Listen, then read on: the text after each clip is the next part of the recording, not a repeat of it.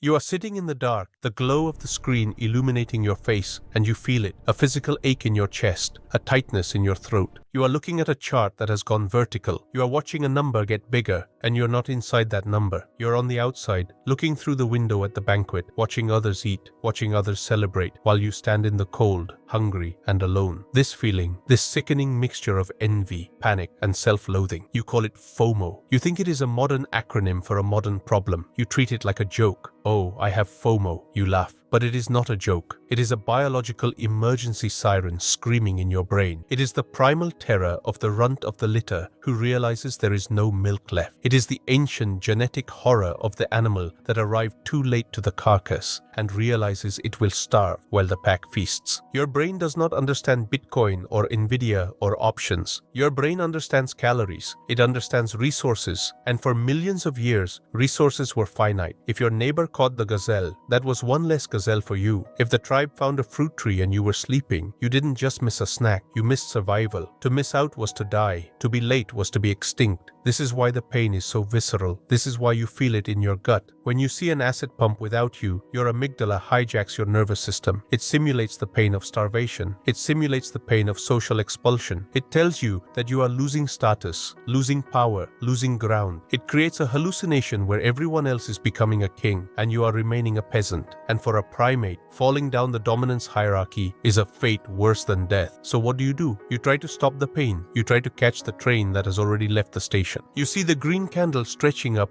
defying gravity, and you tell yourself, it's not too late. It can go higher. I can still get a piece. You buy. You throw your capital at the peak, not because you believe in the asset, but because you need to silence the screaming voice in your head that says you are a failure. And for a moment, the pain stops. You are in. You are part of the ride, but you have not bought an asset. You have bought a ticket to a funeral. You have entered the market at the point of maximum euphoria, which is mathematically the point of maximum risk. You have become the greater fool. You have provided the exit liquidity for the predators who entered when you were too scared to look. Let's dissect the phantom wealth mechanism. This is the specific torture device your brain uses against you. When you see a coin go from $1 to $10 and you didn't buy it, you don't just see the missed opportunity. Your brain instantly constructs a parallel reality. You calculate exactly how much money you would have made. You imagine the car you would have bought. You imagine the freedom you would have had. You live in that fantasy for a split second. You taste it, you feel it, and then reality snaps you back. You realize you don't have it, and your brain interprets this not as money I didn't make, but as money I lost. You feel like you have been robbed. You feel like the market reached into your pocket and stole your millions. This is a delusion. You never had the money. You never took the risk. You never endured the uncertainty. But the grief you feel is real. You are mourning the death of an imaginary future. And to resurrect that dead future, to reclaim the phantom wealth, you do something stupid. You take a reckless bet. You go all in. You use leverage. You try to compress time. You try to make up for 10 years of inaction in 10 minutes of madness. You're trying to cheat the laws of physics. You're trying to harvest a crop you didn't plant. FOMO is a distortion of time. It tells you that now is the only time that matters. It tells you that the window is closing forever. It creates a sense of false urgency. If I don't buy now, I will be poor forever. This is a lie. The market is infinite. Opportunities are like buses. There is always another one coming. But your primitive brain sees only this bus, this gazelle, this fruit tree. It has a scarcity mindset in an environment of abundance. And the market makers know this. They engineer the charts to trigger this specific fear. They paint the candles to look like rockets. They use volatility to shake you out at the bottom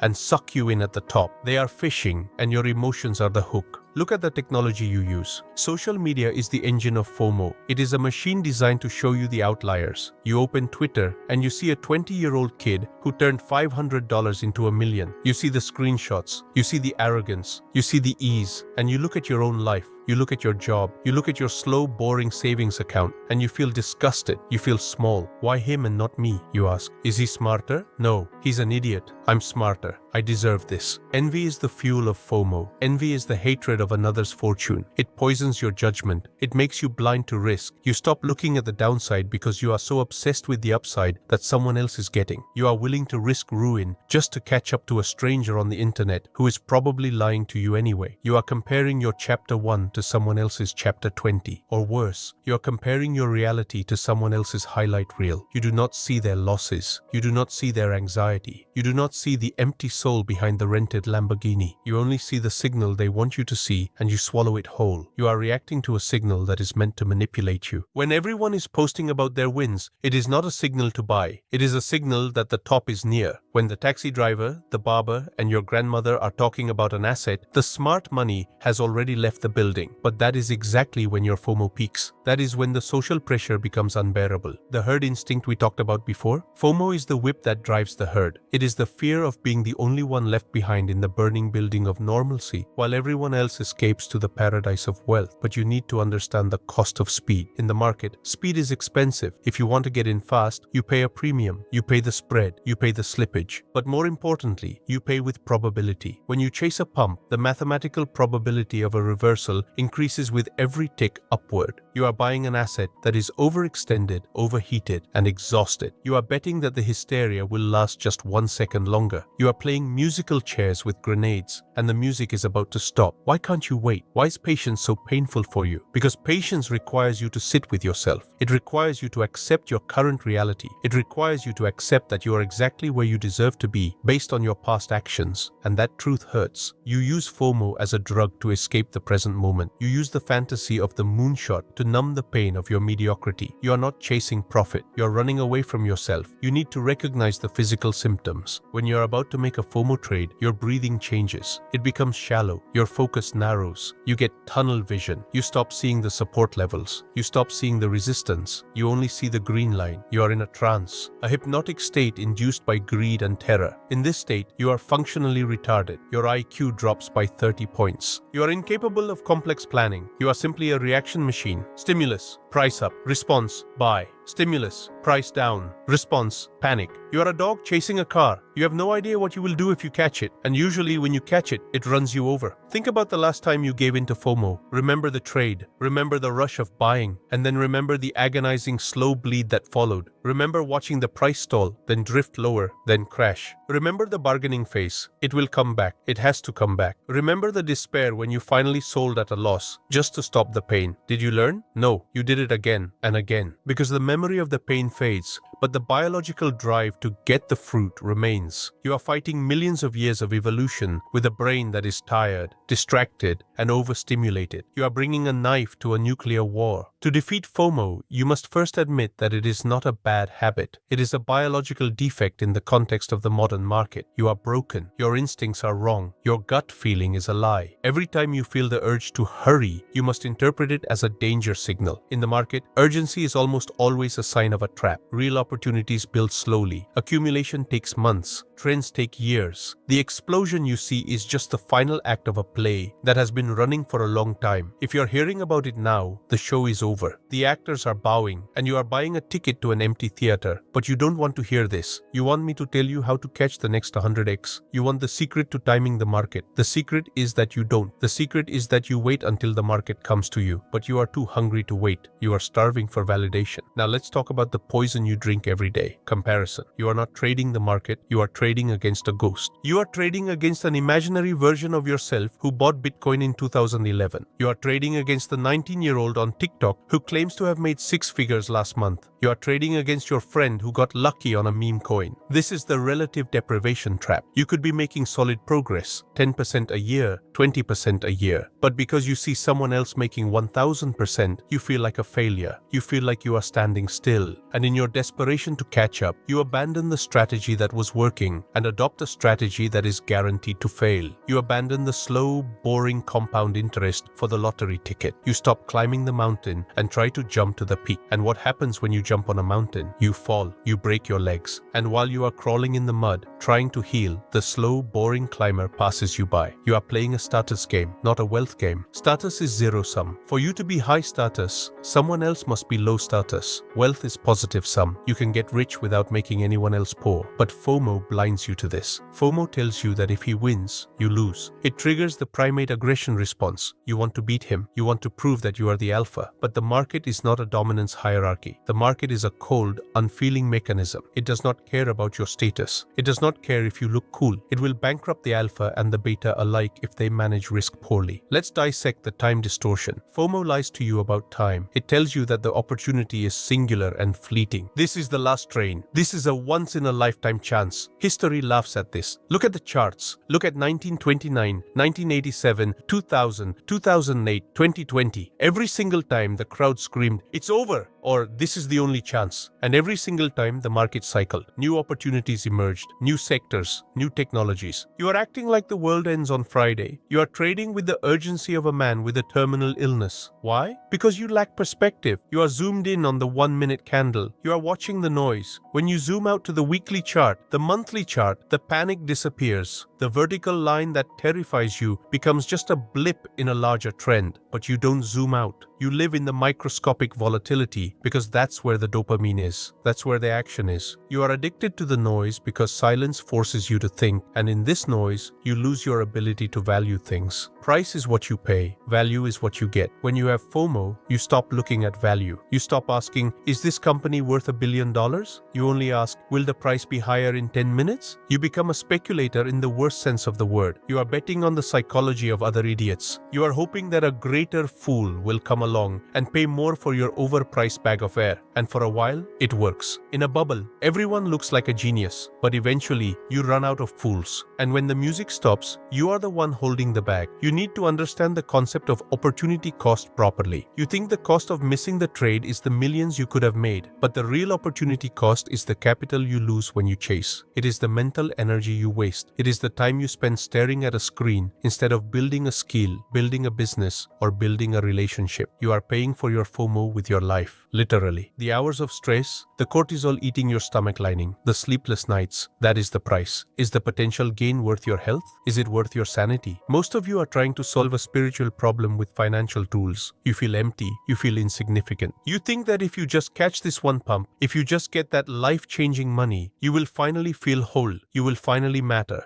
I have news for you. Money amplifies who you are. If you are an anxious, insecure, FOMO-driven mess with $1,000, you will be an anxious, insecure, FOMO-driven mess with $1,000. Only now, the stakes are higher. Now the crash will destroy you completely. You have to kill the need to be in the mix. You have to embrace JOMO, the joy of missing out. Imagine this. The market crashes. Everyone is screaming. Everyone is losing money. And you are sitting in cash. You are sitting on the sidelines. You missed the pump. You missed the party. But you also missed the hangover. You also missed the car crash. You are safe. You are liquid. You are ready. This feeling of safety, this feeling of being untouched by the chaos is worth more than any paper gain. It is the feeling of sovereignty. But to get there, you have to be willing to look stupid. You have to be willing to let people call you paper hands or bear or idiot. You have to watch your friends make money and genuinely not care. You have to look at a chart going parabolic and say, not for me. I don't understand it. It doesn't fit my system. I pass. I pass. Two of the most powerful words in investing. The ability to say no to a screaming opportunity is the mark of a master. The amateur says yes to everything. The amateur chases every butterfly. The master sits like a stone and waits for the eagle to land. You must build a filter, a set of rigid criteria that an investment must meet before you even look at the price. Does it have cash flow? Do I understand the business model? Is the management honest? Is the valuation historically low? If the answer is no, you pass. Even if it goes up 1000%.